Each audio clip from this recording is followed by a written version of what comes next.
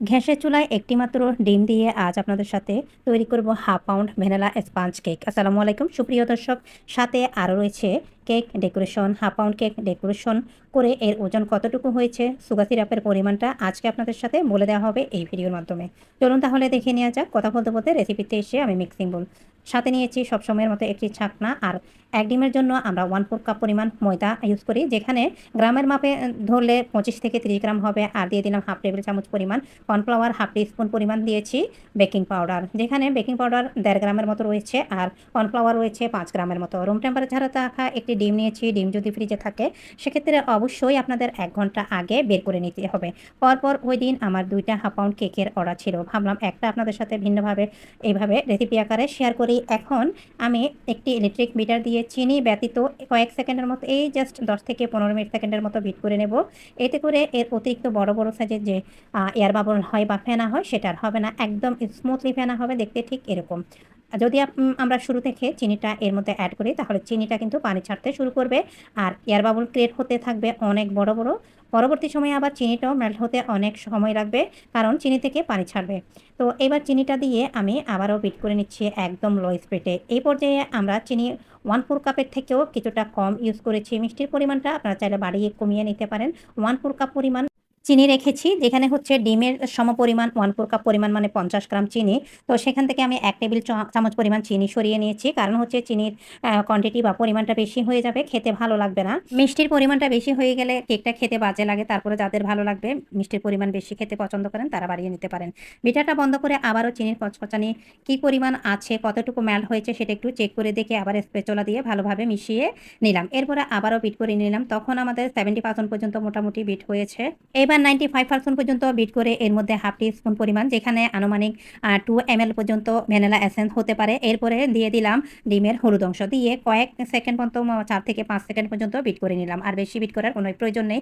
এইবার আসি সবথেকে ইম্পর্টেন্ট আর গুরুত্বপূর্ণ টিপস পুরো ভিডিওর মধ্যে এটাই। অনেকে তেল সরাসরি ডিমের ফোমের মধ্যে অ্যাড করে দেয়, সেক্ষেত্রে দেখা যায় তারা পরবর্তী সময়ে সে কেকটা বেক করে কিন্তু চুপসে যায়। কারণ হচ্ছে তেল ভারী পরিমাণ একটা উপকরণ, যেটা ডিমের ফোমের উপর পড়লে সরাসরি ডিমের ফোমটা ডেবে যাবে, এটাই স্বাভাবিক। তাই আমি আলাদা একটা বাটিতে তেল নিয়েছি, হাফ টেবিল চামচ পরিমাণের চাইতে কিছুটা কম, অনেকটা 1.5 টিস্পুন পরিমাণ নিয়ে তারপর ডিমের ফোম উঠিয়ে ভালোভাবে মিশিয়ে ডিমের ফোমের মধ্যে আবার দিয়ে দিলাম। এইবার দিয়ে দিলাম শুকনো উপকরণ। শুকনো উপকরণটা দিয়ে এবার আলতোভাবে একটু মিশিয়ে নিচ্ছি। শুকনো উপকরণও কিন্তু মেশানোর কিছু ধাপ আছে, যেটা আমরা ফোল্ডিং মেথডে, কাট মেথডে আমাদের মিশিয়ে নিতে হবে। সোজাসুজিভাবে বললে ক্লকওয়াইজ, আর কাট মেথডে, ফোল্ডিং মেথডে মিশিয়ে নিতে হবে। আর খুব বেশি সময় নিয়েও মেশানো যাবে না, আবার খুব বেশি স্লোলিও কিন্তু শুকনো উপকরণ মেশানো যাবে না। এতে করে ডিমের ফোমটা নিজে থেকেই কিন্তু ডেবে যাবে। অন্যথায় খুব জোরে জোরে যদি খুব বেশি স্পিডে আপনারা যদি মেশান, কেকের ফোমটাও ডেবে যাবে। কেকটা পরবর্তী সময়ে দেখা যাবে রাবারি টাইপের হয়ে যাবে বেক হওয়ার পরে। তো মোটামুটি হাতটা আলতোভাবে রেখে মাঝারি একটা প্রেসার দিয়ে তারপর আমাদের মিশিয়ে নিতে হবে।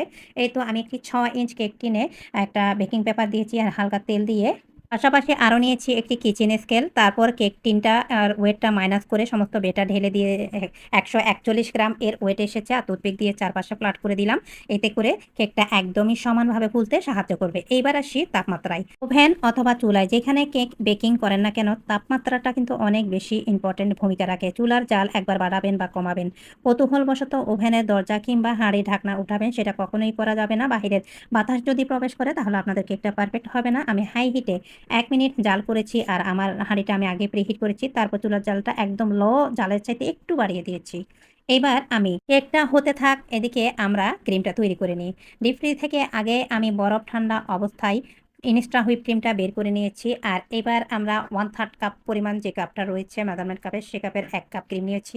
যদিও আমার ক্রিমের প্রয়োজন হবে ডেকোরেশন করতে 1/4 কাপ পরিমাণ।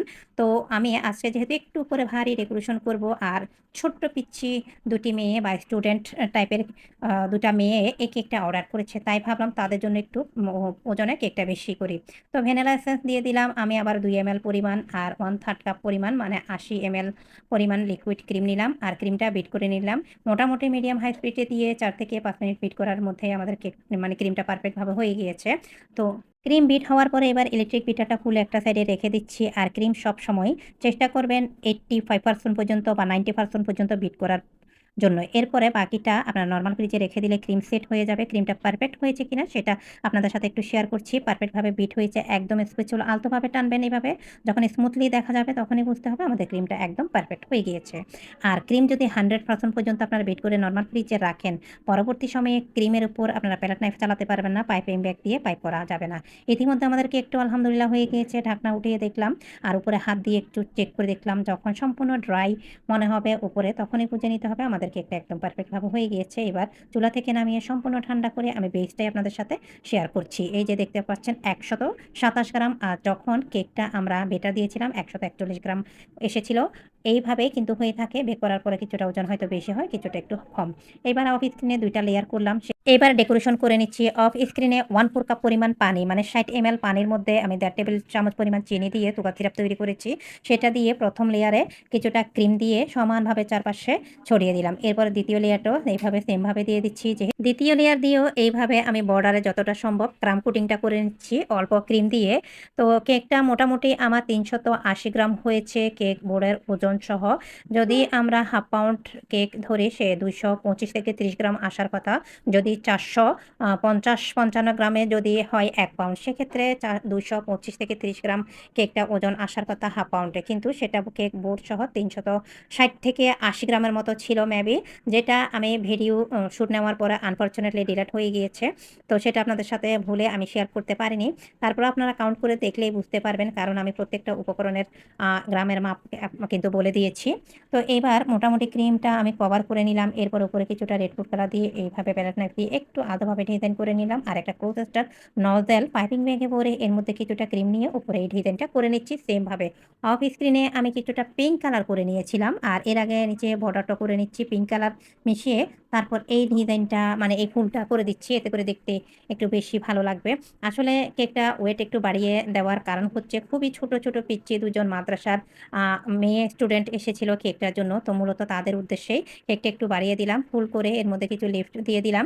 তো মোটামুটি কেকটা কিন্তু অনেক বেশি ভালো ওজনের এসেছিল। আশা করি চুলায় বানানো হাফ পাউন্ড ১ ডিমের এই sponge cake tutorial plus decoration video আপনাদের কিছুটা হলে ভালো লেগেছে।